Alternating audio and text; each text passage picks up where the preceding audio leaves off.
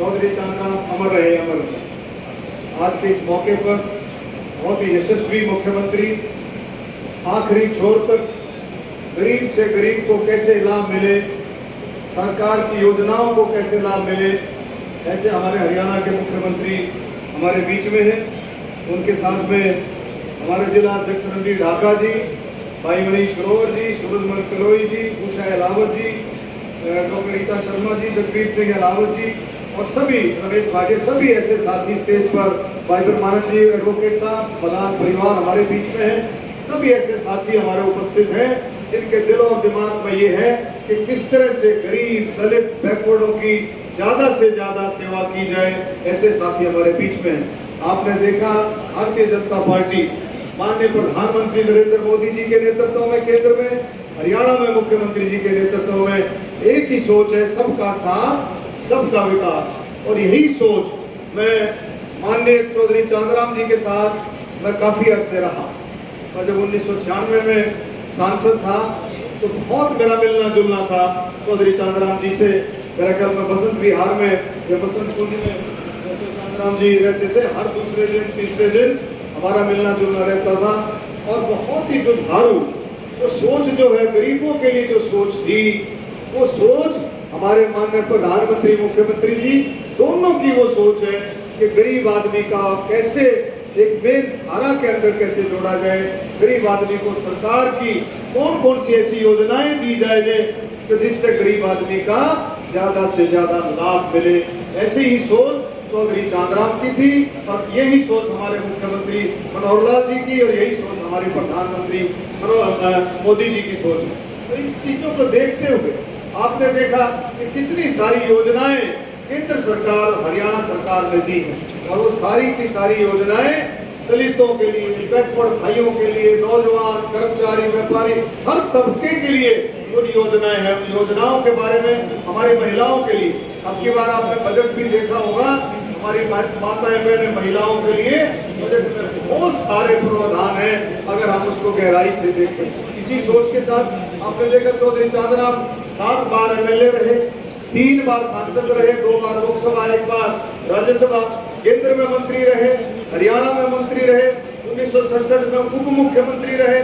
बहुत जगह आप देखें ऐसे पदों पर रहे जहां उन्होंने सोच के साथ गरीबों का लगातार भला किया। और वही सोच जो चौधरी चांदराम की थी कि किस तरह से आखिरी छोर तक आपको भला मिले, आपको जो सहायता मिले, आपको किस तरह से विकास के रास्ते पर डाला जाए। और चौधरी चांदराम की एक और सोच थी, उनकी सोच जो हॉस्टल जो बना है वो इसी सोच का एक अंग था कि गरीब की जो पूंजी है वो उसके बच्चे हैं, उसका बेटा बेटी गरीब की पूंजी है। अपने बच्चों को पढ़ाओ, अगर गरीबी को दूर करना है तो गरीब की पूंजी बच्चे, उनको पढ़ा लिखा करके मजबूत करो। और आज तो और भी बहुत अच्छा काम हो गया है। हरियाणा सरकार ने जो पारदर्शिता दी है, जो ट्रांसपेरेंसी दी है कि बिल्कुल ईमानदारी के साथ जो गरीब बच्चा पढ़ करके आगे बढ़ता है उसको ईमानदारी के साथ सरकारी नौकरियों में भी जगह मिलती है और उसको ऊपर भी स्थान मिलता है। मैं आज इस मौके पर आप लोगों को यही कहूंगा कि हरियाणा सरकार हर एक महापुरुष का, गुरु रविदास जी का, संत कबीर साहब का, हमारे महर्षि वाल्मीकि जी का, हर एक महापुरुष का दिवस मनाती है, उनकी जयंती मनाती है, हर एक महापुरुष को याद करती है मुख्यमंत्री जी के नेतृत्व में। तो मैं इस मौके पर ये फिर से मैं ये कहना चाहता हूँ कि भारतीय जनता पार्टी एक ऐसी पार्टी है जो गरीबों का, दलित और बैकवर्डों का तो आगे बढ़ा सकती है, उनका विशेष रूप से ध्यान दे सकती है। तो भारतीय जनता पार्टी हम सबको मिलकर के इस बारे में विचार करना चाहिए कि भारतीय जनता पार्टी की जैसा कोई प्लेटफॉर्म नहीं है और सब मिलकर के इस देश को आगे बढ़ाएं, प्रांत को आगे बढ़ाएं, दलित को आगे बढ़ाएं, गरीब आदमी को आगे बढ़ाएं। और जो सेवा भाव जो लगा है माननीय प्रधानमंत्री जी ने, अब की बार आपने सुना होगा माननीय प्रधानमंत्री जी का 27 तारीख का जो भाषण था उनमें यही बात आगे बढ़ाई है। जो भारतीय जनता पार्टी का नारा है सेवा ही संकल्प, उस बात को आगे बढ़ाया है कि हर एक कार्यकर्ता को सेवा भाव से आगे बढ़ना है। यही हमारे ग्रंथों में लिखा है। यही हमारे गुरु रविदास जी की सोच थी, यही संत कबीर साहब की सोच थी और यही सोच महर्षि वाल्मीकि जी की सोच थी कि गरीब का भला तभी है जब सब मिलकर के सेवा भाव से आगे बढ़ेंगे। आज इस मौके पर इस हॉस्टल में जो चौधरी चांदराम जी का जो सपना था कि बच्चे पढ़ लिख करके आगे बढ़े, माननीय मुख्यमंत्री जी को भी मैं कहूँगा जो हमारे गुरु रविदास जी के हॉस्टल की तरफ से जो संस्था ने जो मांग रखी है, जो सोसाइटी एजुकेशन सोसाइटी ने जो मांग रखी है, उनको ज्यादा से ज्यादा करें। और मैं अपने कोटे में से मुख्यमंत्री जी ने आदेश किया है कि आपके एमपी कोटे में से भी 11 लाख रुपए जो सोसाइटी के लिए जो है मैं देता हूँ।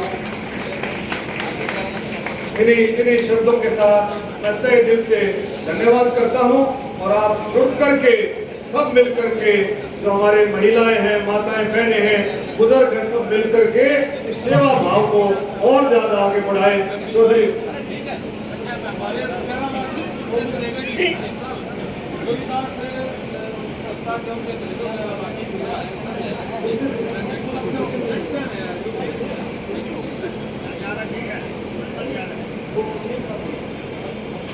इन्हीं शब्दों के साथ मैं फिर से धन्यवाद करता हूं और चौधरी चांदराम जी का रास्ता यही है कि सबकी सेवा हो और सब मिलकर के प्यार से काम करें और इन चीजों का भी ध्यान रखें कि कौन सी पार्टी हमारा ध्यान रख सकती है, तो भारतीय जनता पार्टी ही आपको हम सबको आगे बढ़ा सकती है।